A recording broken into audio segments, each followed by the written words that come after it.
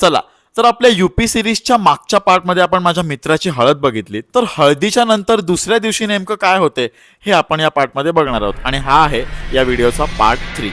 उत्तर प्रदेशमधून सगळ्यांना गुड मॉर्निंग. सकाळ सकाळ प्रदीपने एकदम ओरिजिनल वाली मलाई बर्फी आणि काजू आणलेले नाश्त्यामध्ये. आपले नवरदेव मला घराबाहेरचा परिसर दाखवण्यामध्ये व्यस्त आहेत. एकीकडे सगळे चाचा लोक लागले जेवणासाठी. इकडची चूल बघा कशी एकदम युनिक आहे, आपल्याकडे हे बघायला नाही मिळत. प्रदीपची वरात निघेल संध्याकाळी, तोपर्यंत म्हटलं एक फेरफटका मारून येऊया गावामध्ये. प्रदीपने आत्ताच नवीन घर बांधले, एकदम मोठंच्या मोठं. सर्वात आधी आम्ही त्यांच्या बागीच्यात जाऊन आंबे तोडले. आता सगळ्यांसाठी ही नॉर्मल गोष्ट असेल, पण माझ्यासाठी खूप नवीन होती. गाव कोणतंही असू द्या, मला सगळ्यात आवडणारी गोष्ट गावाकडची ती म्हणजे तेथील आजूबाजूचा परिसर, गाई गुरं, भाजीपाला, या सगळ्या गोष्टी मनाला भावतात. माझा माईक पडला होता शेतामध्ये आणि मला खूप टेन्शन आलेलं. व्हिडिओमध्ये रेकॉर्ड झालेलं म्हणून सापडला. तेथील हनुमान मंदिरात गेलो आणि आजूबाजूचा परिसर एक्सप्लोर केला. हा संपूर्ण ब्लॉग आपल्या दीपेश भोईर या युट्यूब चॅनलला नक्की बघा.